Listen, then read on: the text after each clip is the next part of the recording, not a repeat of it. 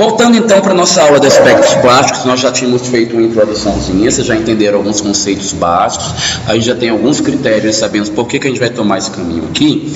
A gente vai começar a estudar então aquilo que eu havia descrito para vocês como qualidades plásticas.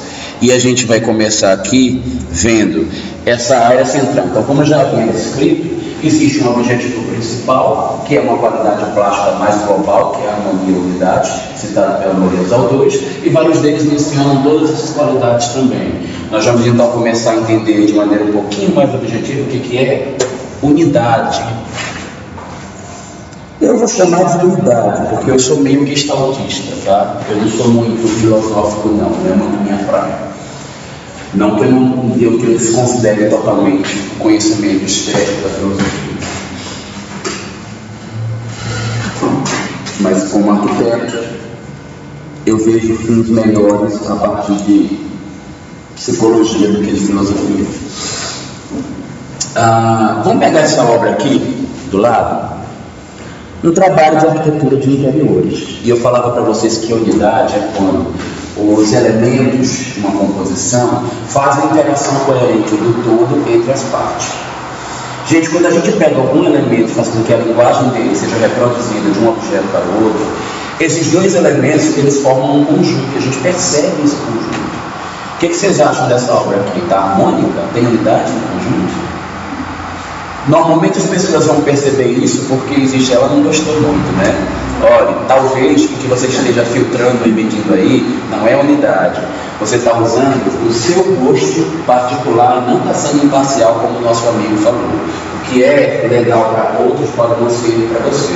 Mas se lembre que a maioria das pessoas, quando elas identificam que algum objeto tem uma linguagem de relação com o outro, elas tendem a achar isso mais agradável. Então, a gente, enquanto arquiteto, a gente tem um papel de tentar entender o que as pessoas pensam e transformar isso em espaço. A gente não pode colocar muito em consideração, eu não gosto disso.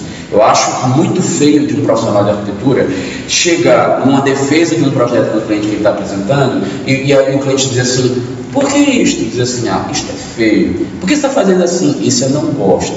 Gente, arquiteto tem que gostar ou desgostar de alguma coisa. Quem tem que gostar é a pessoa que está recebendo aquele trabalho, né? Ou um grupo que vai receber. Um dos princípios que a gente vai determinar é a questão da unidade. Vamos analisar essa obra com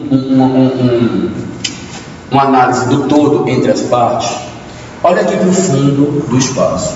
Nós temos um contraste forte, evidente, entre o claro e o escuro. Quando a gente olha para isso que está aqui no espaço, na parede, se você olhar no mobiliário, vai repetir, né? Contraste evidente do claro com o escuro. E isso se repete. Essa lógica, gente, é quase uma linguagem, é uma recorrência. A pessoa vai observar o tempo inteiro, vai notar que existem essas qualidades aqui presentes. Quando a gente observa esse tipo de composição aqui, aí vai perceber que ele nem precisaria usar de tantos elementos para dar unidade. Só daí ele já teria um elemento de unidade. Mas esse cara aqui se preocupa em fazer vários outros. Vocês perceberam que em todos os elementos que estão aqui na parede, ou pelo menos uma grande quantidade, existe uma questão de uma moldura, de uma limitação, fechando ele, e essa moldura é contrastante com o objeto original? Olha o que você vai ver aqui embaixo. O mobiliário reproduz de novo essa mesma linguagem. E como se não bastasse fazer isso de forma evidente e óbvia, que eu acho menos rico, ele faz de uma maneira indireta aqui de novo quando faz isso no sofá. De maneira muito menos apelativa, ele reproduziria essa linguagem. Ele nem precisava reproduzir isso aqui lá. Porque essa moldura que está aqui no sofá, ela é menos óbvia do que uma moldura do quadro, do que uma moldura que está aqui no mobiliário. Mas ela é a mesma linguagem, dita de uma maneira um pouco diferente. Lembram? Não precisa que o elemento seja igual ao outro, emite coisas semelhantes ao outro, para que haja a unidade. Ok? E aí você percebe que quando ele começa a trabalhar com os elementos da parede, existe um pouco de cor que vai dar uma certa lógica que nós estamos medindo o claro e o escuro. E quando ele faz isso na parede, ele transporta isso de novo para o mobiliário. E aí a gente começa a ver uma lógica muito interessante. Vamos ver de novo mais outro elemento de unidade e integração entre o todo da composição. Existe um elemento curvo aqui no meio, né? Um elemento circular. Esse elemento circular, ele usou aqui e ele reproduz essa mesma lógica nos outros elementos da decoração, do mobiliário.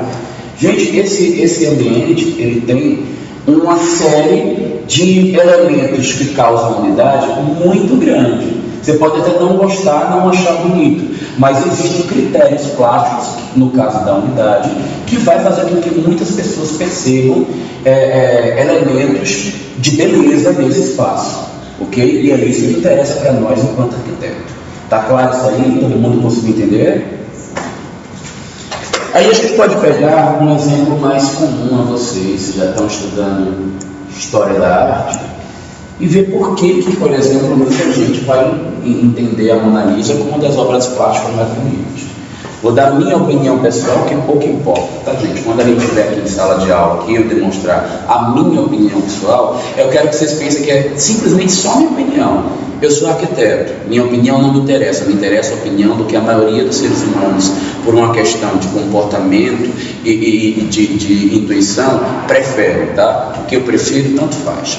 Até porque eu não sou muita referência de global, não. As minhas opiniões normalmente fogem um pouco do geral.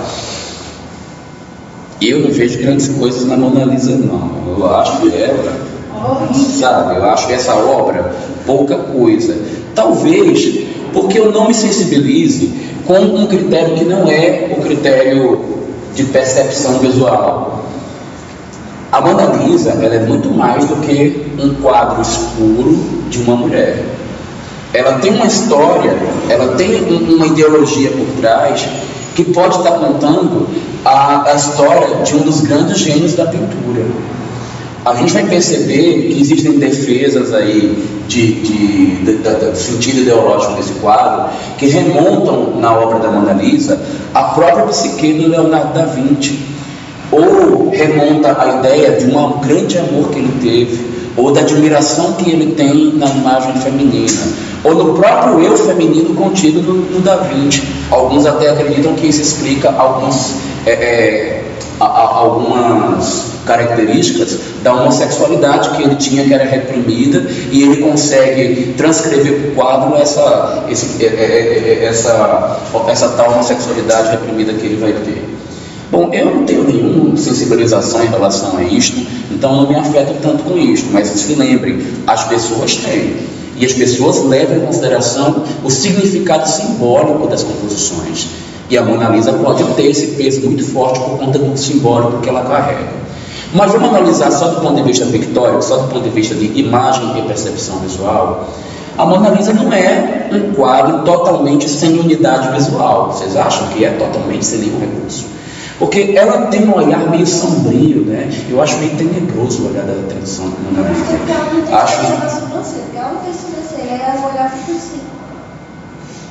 Eu acho que ela é misteriosa, né? A sobrancelha dá esse mistério, porque a expressão sai da sobrancelha e aí ela fica sem poder dizer direito o que ela está expressando, né?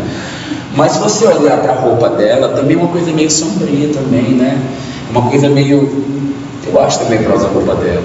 O cenário de fundo lá atrás meio escuro também é essa coisa, né? Eu acho a Mona Lisa meio fria, meio sem vida. O quadro lá atrás também é meio frio, sem vida.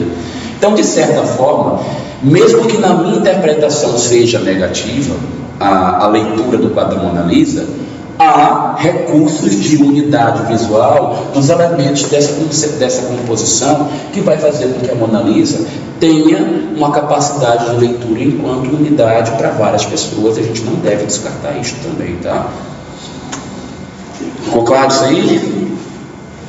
Então a gente acabou de entender um pouco do que é a harmonia e unidade, interação do todo entre as partes. Vamos entender ainda nas qualidades plásticas algumas outras coisinhas. Agradabilidade. Nós acabamos de ver agora um pouco que algumas coisas são mais agradáveis ou menos agradáveis para a gente em termos de cor, porque a gente tem isso como característica genética, né? Está no nosso biológico. Tá? Então a gente não tem como manipular essa interferência. Eu não estou dizendo que é isso que determina, eu estou dizendo que isso aí é um dos fatores que contribuem Então, se ele é um dos fatores que contribui, ele vai somar aos nossos preconceitos, nossa cultura, mas a gente precisa de uma base mais objetiva. Isso aqui com certeza é objetivo. Isso não é tão subjetivo quanto outros caracteres. Mas não é só isso não, tá? A gente tem uma tendência natural, talvez até por assimilação genética também, que talvez seja uma questão somática. A gente vê que desde o homem mais primitivo, quando a gente está exposto a composições visuais, vamos pensar o que existia lá na pré-história.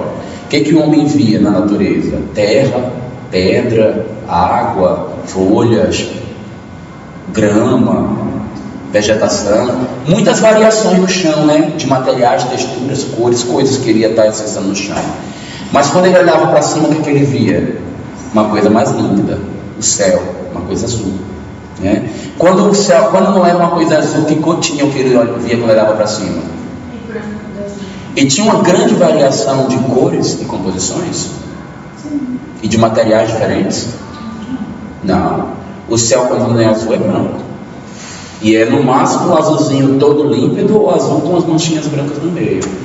Gente, se a gente pensar até hoje, a lógica não mudou muito. E parece que a gente conseguiu guardar essa percepção e esse desejo. Porque o homem, ele pega o piso e faz um monte de texturas, cores, materiais, e elas são mais rústicas, mais agressivas, né? Já imaginou se todas as composições que a gente faz de piso pudesse colocar no teto? O que vocês acham? Isso é agradável? Provavelmente não. Então me parece que existe uma busca de uma estruturação que a gente já tem inata, onde as coisas que estão abaixo, elas são mais carregadas visualmente. As coisas que estão em cima não são tão carregadas. O que vocês acham de colocar um grande detalhe, por exemplo, no fogo? Vou pintar uma grande área de vermelho. Bom? E um desenho enorme, se eu fizer no teto, desenhado. É melhor do que se eu deixar ele lisinho? A maioria das pessoas vai dizer que não, como vocês estão dizendo agora. Por quê? Nós acostumamos olhar para as porções superiores e sentir-las leves. O que é o olhar do céu? É simplesmente a cor na qual a nossa retina tem a capacidade de ver com maior, com menor sensibilização, porque nós temos muitas terminações nervosas na cor azul, que nos permite ver o azul sem se incomodar. Eu acho até que a gente tem a maior quantidade de terminações na cor azul, porque desde os primórdios das civilizações, que a gente vê muito azul. E se a gente não vê o azul, a gente está olhando para frente. O que a gente vê? Qual é a cor que a gente vê? Na maior parte da natureza? Verde. O que é verde? Uma mistura de azul com amarelo. Então, de novo, remete a gente ao azul. Então, por isso que a gente tem uma sensação de que o azul é tão delicado, porque por uma característica biológica nós percebemos melhor o azul, por termos mais células que nos permitem fazer isso. Isso explica, então, por que é que a gente não gosta tanto de coisas pesadas em cima. A gente não gosta de carregamento, não gosta de cores fortes em cima. A gente considera o azul uma cor mais amena. Por exemplo, um teto todo vermelho. Bacana? A maioria vai dizer que não. E vai explicar, por exemplo, o fato que vai acontecer agora, no que vocês vão perceber aqui nessas duas imagens. Eu tenho menina número 1, menina número 2. Quem está mais bonita? 1 ou 2? A maioria de vocês vai dizer que é 1. Tá? Na outra sala rolou um monte de número 2, vocês já estão, né? Muita gente gostou mais da número 2. Eu, particularmente, por uma característica cultural minha, eu preferiria a número 2 porque eu acho que ela era mais punk, mais descolada, ia ser mais transada. Eu acho que ela ia ser menos careta. Então eu acho que eu preferiria namorar com essa menina. Mas se eu olhar rápido, que nem vocês fizeram, eu só dei 1 segundo para a resposta, né? O nosso cérebro vai nos intuir a achar a menina número 1 mais bonita, porque a proporção de rosto que ela tem na parte superior é menor do que ela tem na menina número 2. Então nós intuitivamente vamos achar essa daqui mais bonita. É por isso, então, que as meninas não gostam de fazer penteados que deixem a testa muito exposta. Se a proporção de testa que ela tem no rosto é grande, elas preferem colocar o cabelo exposto, né? E outra coisa, por isso que as meninas, quando vão para a festa, gostam de fazer penteados levantados para cima. Porque se ela quer aparecer, o que está na porção superior pesa mais na sua percepção e ela vai aparecer mais do que a que tem a maior proporção voltada para baixo. Isso explica por quê dessa preferência. No momento de destaque, no momento que vai ser um acontecimento rápido, você precisa comparecer, preferir essas coisas que estão no elevado. Mas isso porque você quer o destaque, porque normalmente a gente não quer esse destaque na parte superior. Isso explica também por que a gente normalmente não gosta de teto colorido. Porque teto colorido pega a maior quantidade da informação que tem, peso visual, e joga em cima. E aí a gente vai acabar achando desagradável. Gente, a coisa que está no piso, ela tem um peso. Olha lá, o piso verde está tão pesado quanto o teto verde? Não está, gente. Porque a gente tem a tendência natural a perceber o que está embaixo como mais leve do que está em cima naturalmente. Um verde que eu colocar no piso, ele é uma coisa de peso. Um verde que eu coloco no rodapé, ele muda a sensação de peso, aumenta. Se eu colocar no rodameio, ele aumenta de novo. Se eu colocar no teto, é o máximo que a gente pode perceber de peso. Então, quanto mais elevado está o posicionamento no objeto, mais pesado ele vai ficando.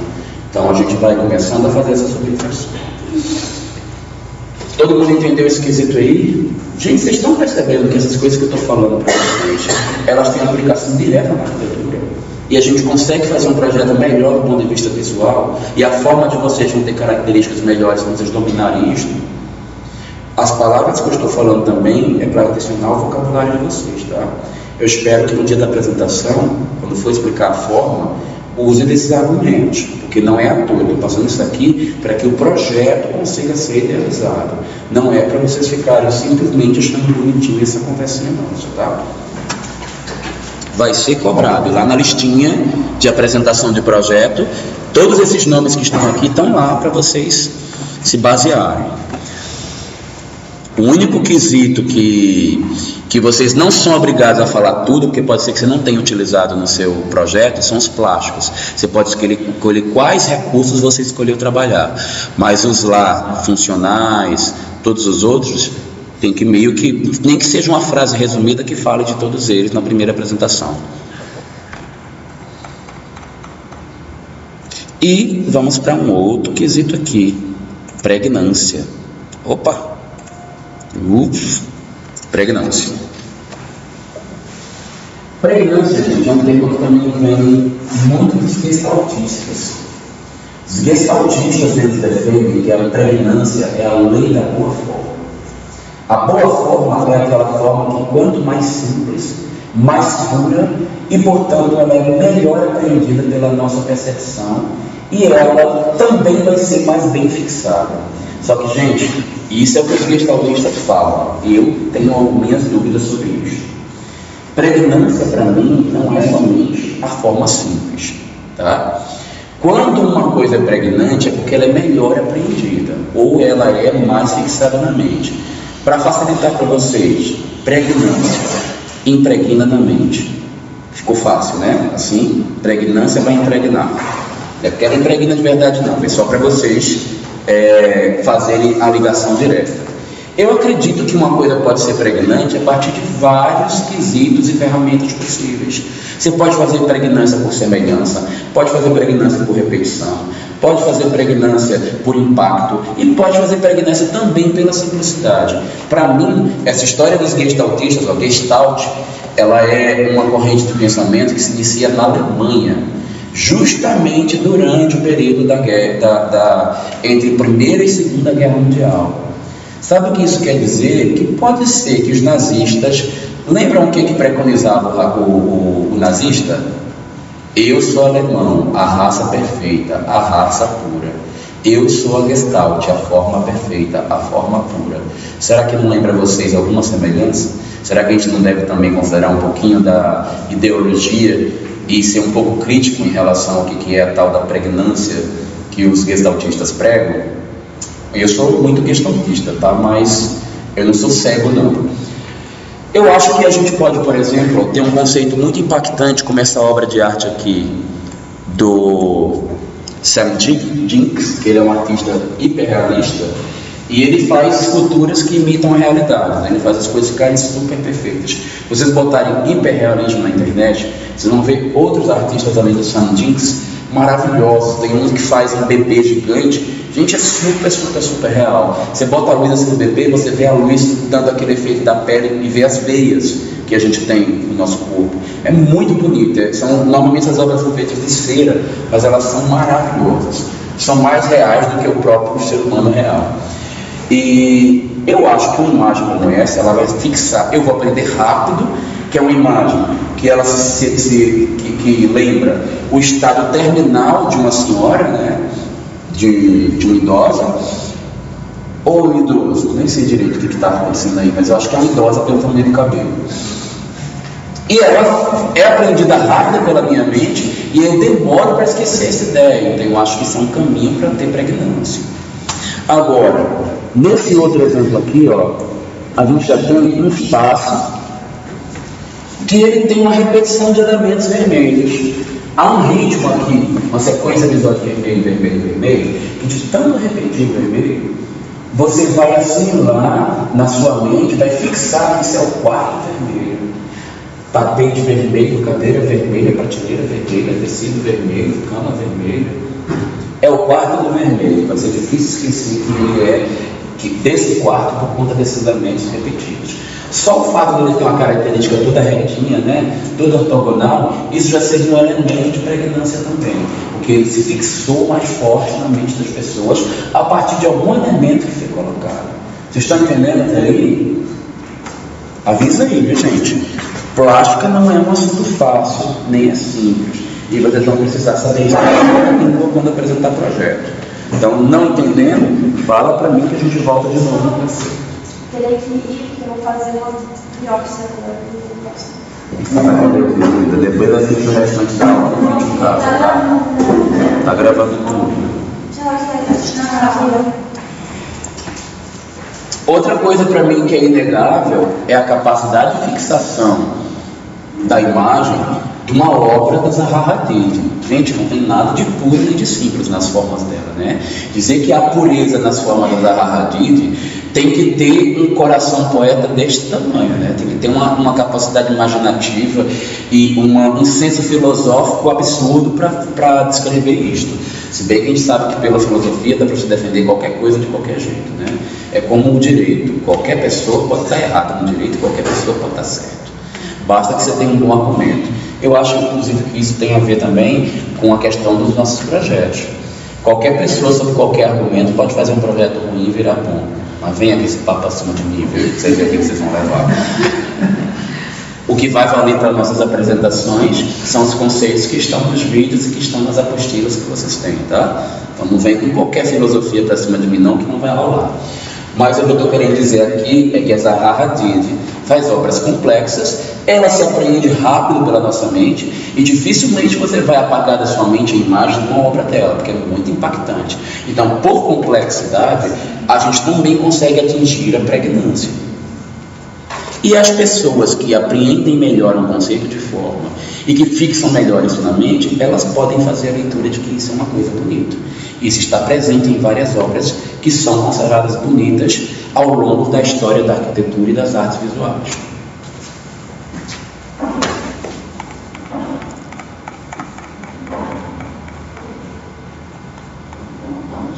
Gente, lembra que eu falei que essas qualidades plásticas normalmente se atinge trabalhando com uma dessas ferramentas visuais?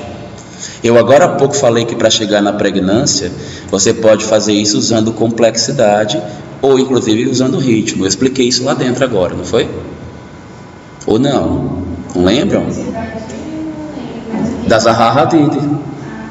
Não é complexa a obra dela?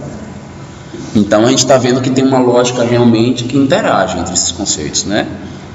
Então vamos ver outro conceito: equilíbrio.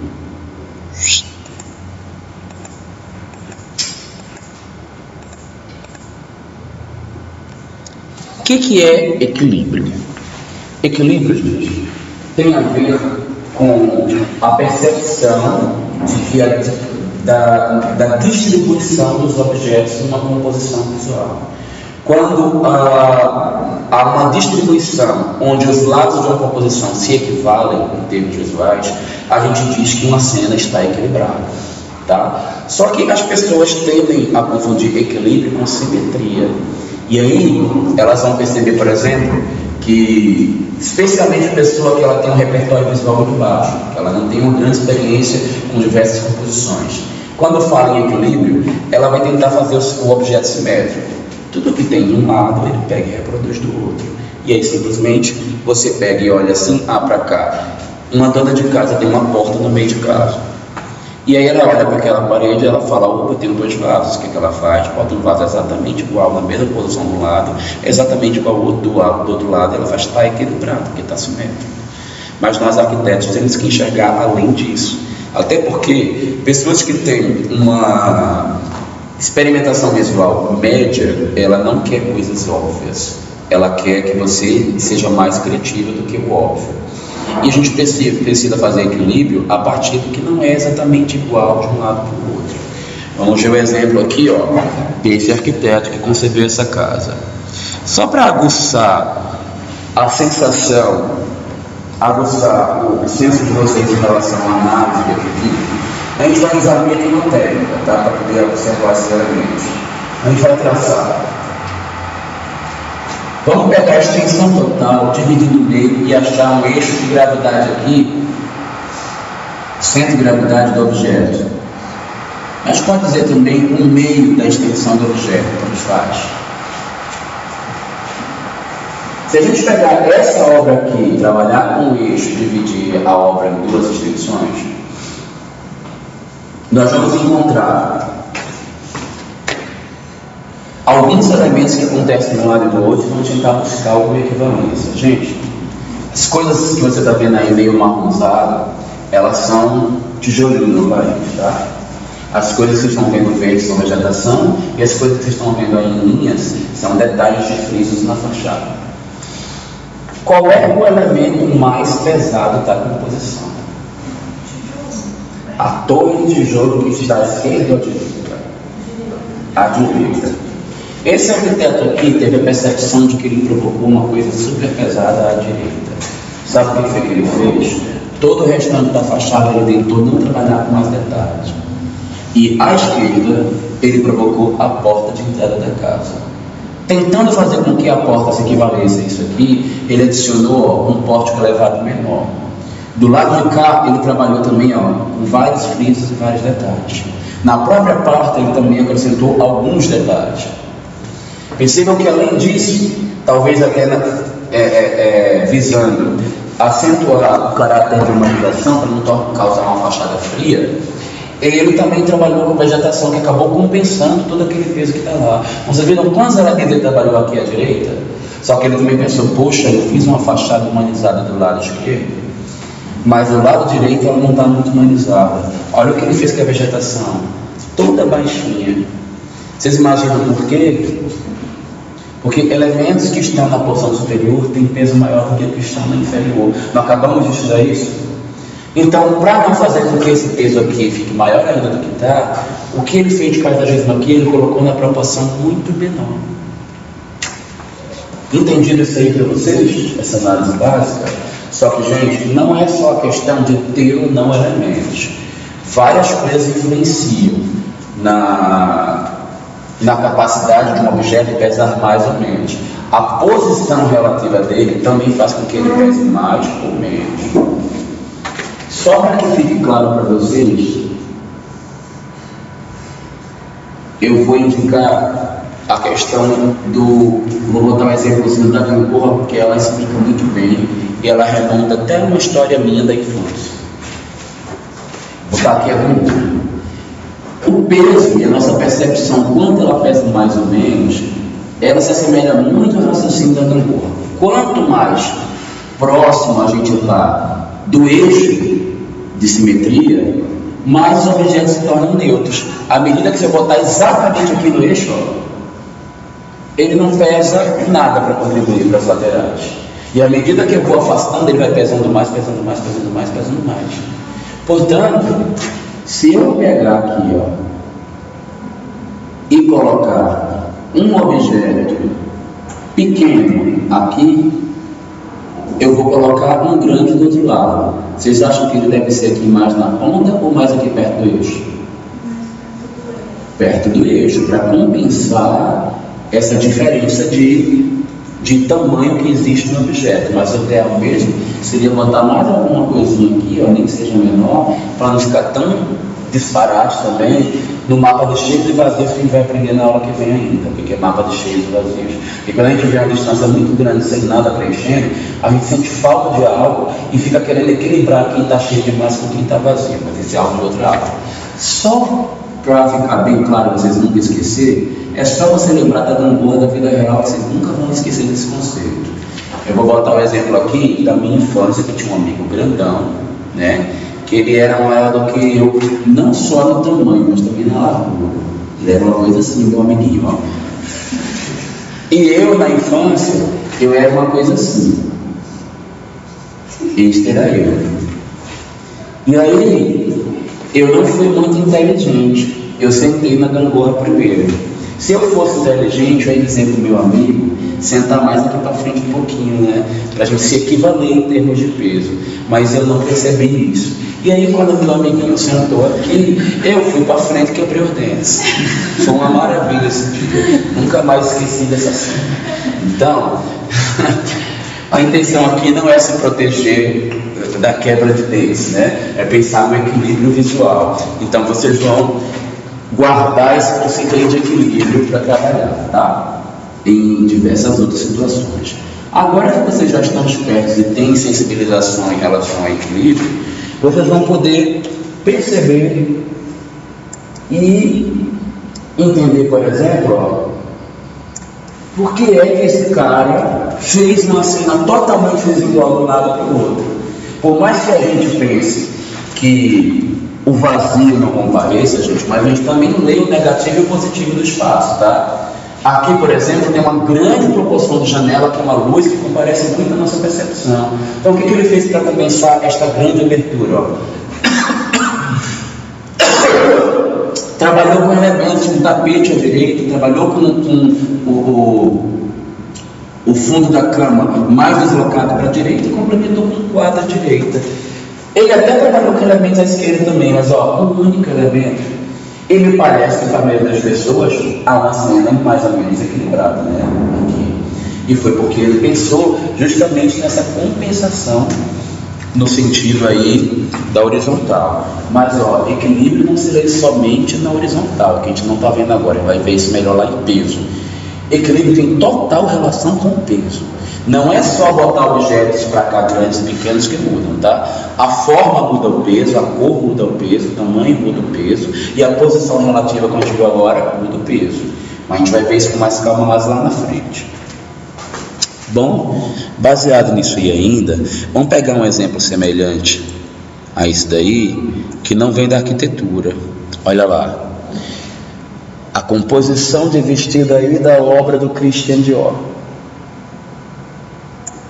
Existe uma composição aí que redistribui em termos de vestido os pesos que estão à direita com a esquerda? Ou uma predominância de um lado em relação ao outro?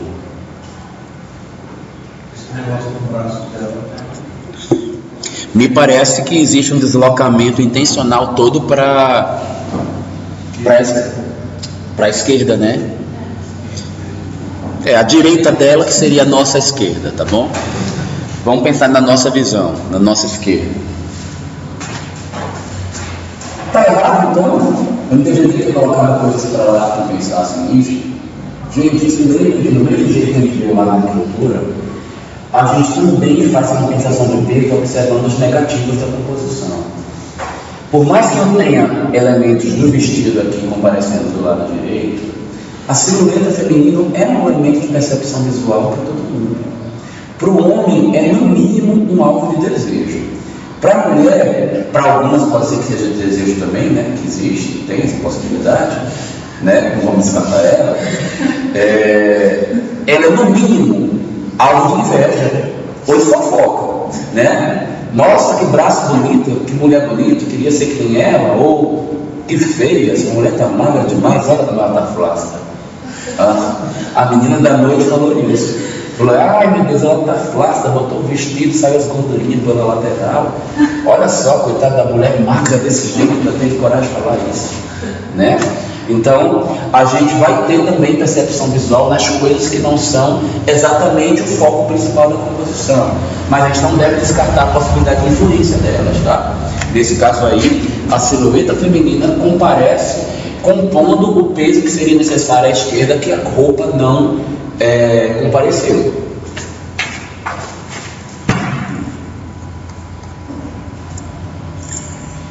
Uma cena que parece ser simétrica, mas não é, para a percepção visual, ela vai contar como simétrica, até. A gente aí olhando rápido pode dizer que é simétrico. Se a gente for olhar em detalhes, ela não é. Esse seria o equilíbrio ótico. Você vê e parece que a coisa é equilibrada, tá? Um erro que vocês não podem cometer nunca. Existem autores que defendem que a gente tem equilíbrio visual feito a partir de uma análise de planta baixa, como esse autor está descrevendo aqui, ó. Certo?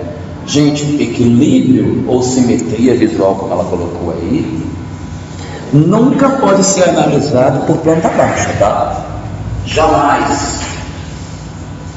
Aliás, isso é intuitivo, todo mundo sabe botar mesmo um objeto de um lado do outro, mas aqui ele até defende, ó, situação de equilíbrio visual, não está nem com objetos semelhantes, mas tem uma distribuição de peso relativamente igual. Sabe por que não pode? Porque a forma, a cor, a posição e várias outras características desses objetos pode mudar completamente o deslocamento de peso para a direita ou para a esquerda, se a gente estiver observando isso no espaço tridimensional. Quer ver o exemplo claro? Vou mostrar para vocês uma cena aqui.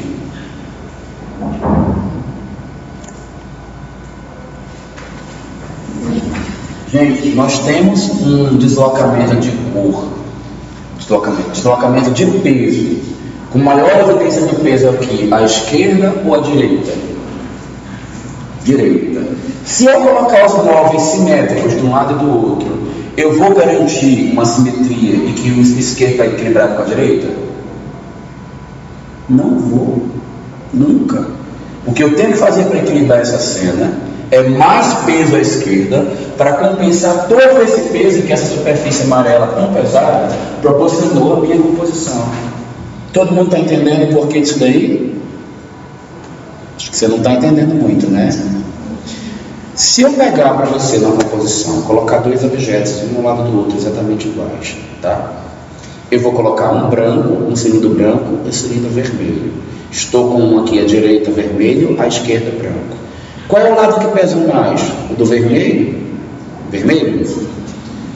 Justamente isso que eu estou falando. Para eu conseguir ter o peso desse lado que está o branco igual ao do vermelho, a quantidade de objetos que eu ia botar do lado de cá ia ser maior do que a de cá. Porque cor muda a sensação de peso. E aqui nessa cena, houve contribuição de cor para deslocar o peso para a direita. Portanto, para fazer essa cena ficar equilibrada, eu ia ter que ter mais objetos à esquerda do que à direita. Senão ela não vai ficar equilibrada.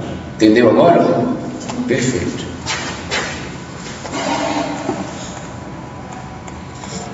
Então a gente encerra com essa sequência aí a questão de equilíbrio e vamos ver mais alguns outros itenzinhos. Simbolismo.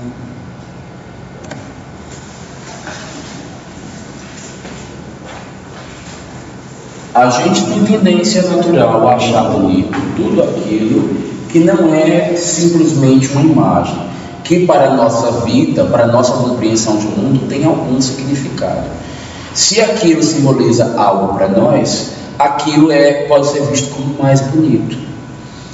Eu particularmente já vi casas horrorosas, mas que os donos têm um super apego e não deixam mudar nada na casa, porque a história da vida dele aconteceu ali, daquele jeito, com a casa naquele formato. Ele não quer mudar porque aquilo tem um valor simbólico. E quando a gente fala de simbólico, eu vou dar um exemplo espiritual, porque ele é o mais abrangente possível. Lembra que a gente está querendo pegar a maior quantidade de pessoas possível quando a gente faz um estudo? Gente, eu não estou querendo falar de igreja, é só porque o exemplo da igreja é muito bom para a gente compreender o simbólico. A gente vai ter o simbólico também muito abrangente numa residência em diversos fatores, mas vamos começar entendendo da igreja, por exemplo. Eu já devo ter comentado numa aula anterior a questão da transição, por que tem escadaria na maioria dos acessos das igrejas, né? Isso a gente já estudou, não foi? Por que tem isso?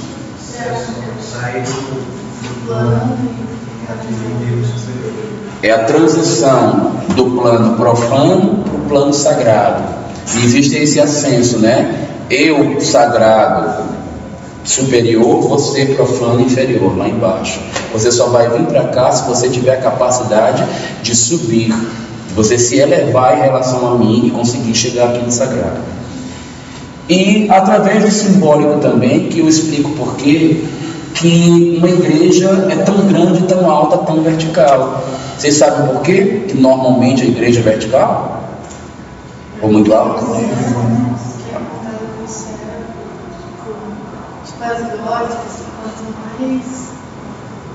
É bem por aí. É bem por aí mesmo. Mais perto do céu de Deus. É, proximidade com o divino, ó. Eu, grande Pai Todo-Poderoso, enorme. Você, quem é você? Pequeno, insignificante, pecador. Você não é nada para mim, né? Esse é o que especialmente as igrejas dogmáticas querem que a gente acredite. Não estou dizendo que é mentira, tá? Estou dizendo que há essa expressão com muita força.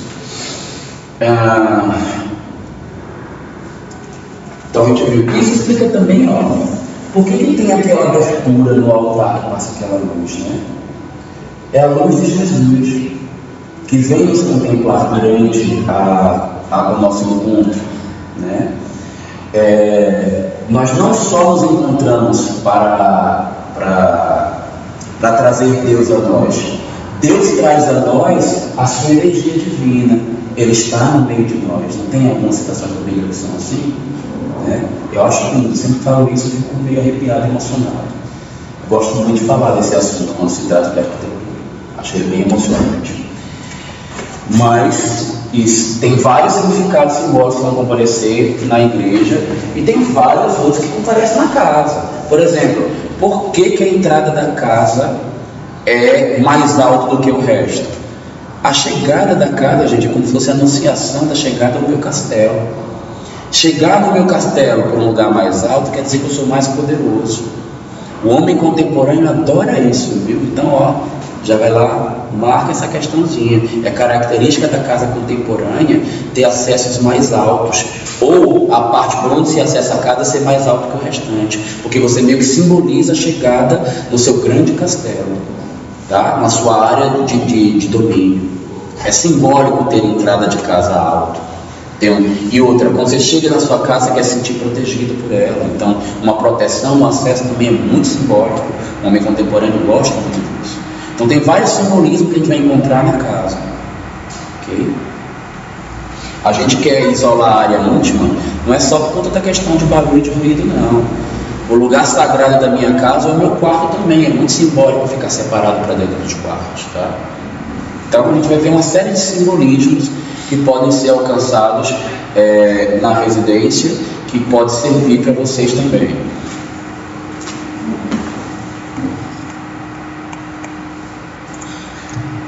E a gente vai voltar agora no Niemeyer. Se eu falava mal dele quando eu estava explicando a parte climática, funcional e outras demais, gente, agora eu não posso mais falar mal do cara. Porque se tem uma coisa que ele sabe fazer bem, a parte plástica, o simbólico dele, violento, forte. Eu falei dessa história toda da transição do túnel e tal, né? Vou repetir, porque eu não sei quem está em casa se assistiu às aulas que a gente falou de climática. Então, comecei a ter essa explicação especificamente da parte simbólica, eu vou falar dela de novo. Então, quando o Niemeyer está remetendo ao espiritual, porque a igreja é uma coisa espiritual, né? A catedral, que é no centro do Brasil, a principal, ela tem que ser o mais espiritual possível, branca, de forma pura. E como ela é uma coisa que está fazendo uma referência a Deus, ó, As curvas, elas fazem essa referência, elas lembram quase que mãos, né? Em ascensão ao céu. Mesmo que não fossem mãos, há alguma coisa desde ele está buscando os céus em altivez. E isso ele coloca de maneira bem expressa, bem simbólica na igreja.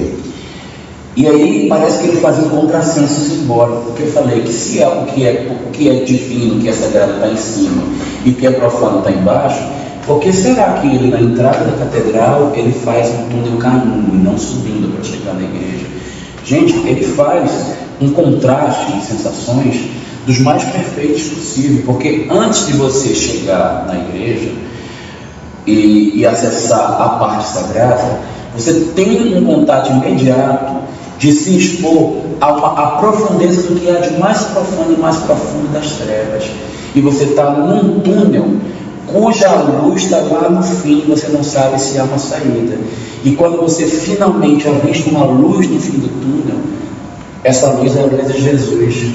Na verdade, é a luz de Deus, né? E que Deus Todo-Poderoso, por ser onipotente e onipresente, Ele traz a sua luz vinda de todas as direções, que é assim como Ele é para nós. E Ele manda o seu anjo nos receber na sua casa. Infelizmente, quando a gente é recebido na casa com tapete vermelho e tudo que é mais simbólico ainda, tapete vermelho é símbolo de receptividade, né? É símbolo de que você é bem-vindo, entre, venha. É símbolo de ser bem recebido. Existe até uma expressão de receber com tapete vermelho, né? Quer dizer, receber bem a pessoa. Mas a gente... Peraí, tá? Entrou uma moça bonita, eu me desconcentrei.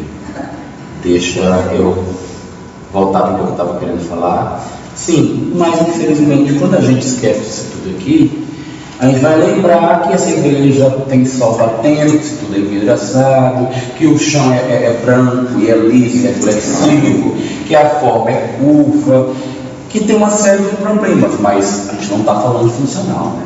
Simbólico é o cara. Essa obra daqui tem bastante simbolismo, aliás, como qualquer igreja deve ter, mas simbólico a gente não faz a ligação somente para a igreja, a gente faz a ligação no simbólico também com várias outras possibilidades de acomodação formal na arquitetura. Veio para a aula também de projeto? Informática 3. Ah, você vai fazer de manhã, não é de noite. Não tem como, porque eu vou ler soldadinho. Deixa eu concluir que a gente está gravando, viu?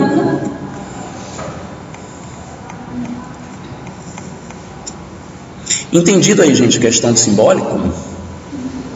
Então vamos ver um outro quesitozinho aqui. Clareza. Clareza, gente, tem a ver com o grau de objetividade das informações que você quer transmitir para o receptor da imagem através da imagem ou da forma que você está propondo. Quando a gente é claro, a gente faz com uma boa definição uma informação a partir do projeto. Então a clareza, ela é utilizada para evidenciar intenções também. Você tem a intenção de transmitir algo para alguém, se essa intenção for clara, ela vai ser mais evidente, as pessoas vão entender melhor. Aliás, alguns dos gestaltistas, eles defendem que a pregnância, ela é um tipo de clareza, ou a clareza é um tipo de pregnância, porque de certa forma, quando algo é mais claro, é também mais pregnante. Quando algo é mais pregnante, ele tende a ser mais claro. Mas não necessariamente isso acontece. Por exemplo, eu não sei se a Didi é tão clara em algumas das ideias malucas dela, mas ela é muito forte, muito pregnante. Tá? Quando a gente analisa, por exemplo, aqui a obra do Museu de Arte Contemporânea de São Paulo, que é a obra da Lina Bombardi, ela fez uma transgressão tecnológica aqui a partir dessa obra, né? Ela criou uma estrutura suspensa, que é a principal, e ela sustenta toda a estrutura do mastro. Porém, ela poderia deixar isso de maneira não tão evidente, não ser tão clara. Mas para agir de muita clareza, ela pegou essa estrutura aqui, ó, e pintou de vermelho. E aí a gente ficou com essa intenção muito demarcada e muito bem marcada na edificação que ela propôs. E ela também propôs uma coisa que fosse suspensa no chão. E ela poderia muito bem soltar 1 metro no chão e dizer soltei. Mas ela preferiu fazer de forma mais clara, mais evidente. e ela afastou do chão 6 metros de altura. Estou chutando a proporção aqui, eu não sei a altura que tem esse vão abaixo do mastro, tá? Mas ela evidenciou com muita clareza o fato de ser solto, a edificação, tá? Olha, alguns exemplos mais claros, por exemplo, aqui na sala. Digamos que eu quisesse fazer uma sala que tivesse natureza dentro dele. Aí, para fazer essa natureza, eu vou simbolizar isso através do jardim. Na proporção dessa sala, eu venho aqui e boto um jardim limitado aí, aqui, ó. Eu fui claro na minha intenção. Sala com jardim. Esta é a nossa sala. Este é o meu jardim. Está muito claro que isso aqui é uma sala com jardim? Não é, gente. Uma sala com jardim, ela teria um senhor jardim. E agora quem entrar aqui vai de forma muito clara entender que eu queria trazer a natureza para dentro desse espaço. Ok? Então, é bem por aí que a gente expressa clareza nas obras e nas composições visuais.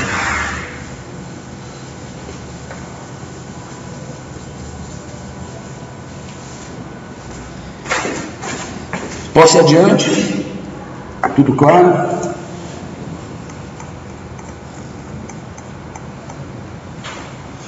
E, na verdade, a gente fechou o ciclo aqui de qualidades plásticas que a gente ia ver na aula de hoje.